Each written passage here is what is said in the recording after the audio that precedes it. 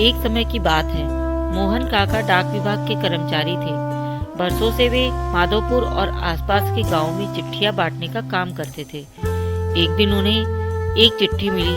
पता माधोपुर के करीब का ही था, लेकिन आज से पहले उन्होंने उस पते पर कभी कोई चिट्ठी नहीं पहुंचाई थी। रोज की तरह आज भी उन्होंने अपना थैला उठाया और चिट्ठियां बांटने निकल पड़े। सारी चिट्ठियां बांटने के बाद वे उस नए पते की ओर बढ़ने लगे। दरवाजे पर पहुंचकर उन्होंने आवाज दी, पोस्टमैन। तभी अंदर से किसी लड़की की आवाज आई, काका वहीं दरवाजे के नीचे से चिट्ठी डाल दीजिए। अजीब लड़की है, मैं इतनी दूर से चिट्ठी लेकर आ सकता हूँ और ये महारानी दरवाजे तक भी नहीं निकल सकती। काका ने मन ही मन सोचा। तब काका खींचते हुए बोलते हैं, रजिस्ट्री आई है, हस्ताक्षर करने हैं, उसके बाद ही मिलेगी।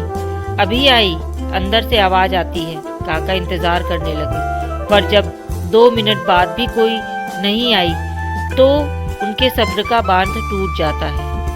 यही काम नहीं है मेरे पास, जल्दी करिए, और भी चिट्ठियां पहुंचानी है। और ऐसा कहकर काका दरवाजा पीटने लगते हैं। कुछ देर बाद दरवाजा खुला। सामने का दृश्य देखकर काका चौंक जाते हैं। एक 12-13 साल की लड़की थी जिसके दोनों पैर कटे हुए थे। उन्हें अपनी अधीरता पर अब शर्मिंदगी होती है। लड़की बोली, क्षमा कीजिएगा, मैंने आने में थोड़ी देर कर दी। हस्ताक्षर कहाँ करने हैं बताइए। काका ने हस्ताक्षर कराए और वहाँ से चले जाते हैं। इस घटना के 8-10 दिन बाद फिर काका को उसी पते की चिट्ठी मिलती है। इस बार भी सब जगह की चिट्ठियां पहुंचाने के बाद वे उस घर के सामने पहुंचे। चिट्ठी आई है, हस्ताक्षर की भी जरूरत नहीं है, नीचे से डाल दूं? काका बोले। नहीं नहीं, रुकिए, मैं अभी आई, लड़की भीतर से चिल्लाती है। फिर कुछ देर के बाद दरवाजा खुला। लड़की के हाथ में एक गिफ्ट पैकिंग किया हुआ एक डिब्बा था। काका, लाइए मेरी चिट्ठी और लीजिए अपना तोहफा। लड़की मुस्कुराते हुए बोली।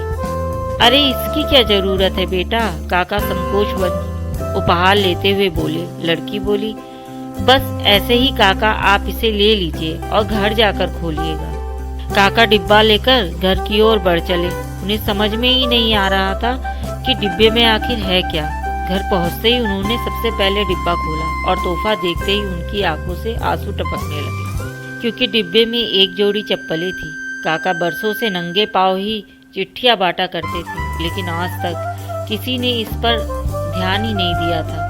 ये उनके जीवन का सबसे कीमती तोहफा था। काका चप्पलें कलेजे से लगाकर रोने लगे। उनके मन में बार बार एक ही विचार आ रहा था, बच्ची ने उन्हें चप्पलें तो दे दी, पर वे उसे पैर कहाँ से ला कर दे। तो दोस्तों, संवेदनशीलता या सेंसिटिविटी एक बहुत बड़ा मानवीय गुण है।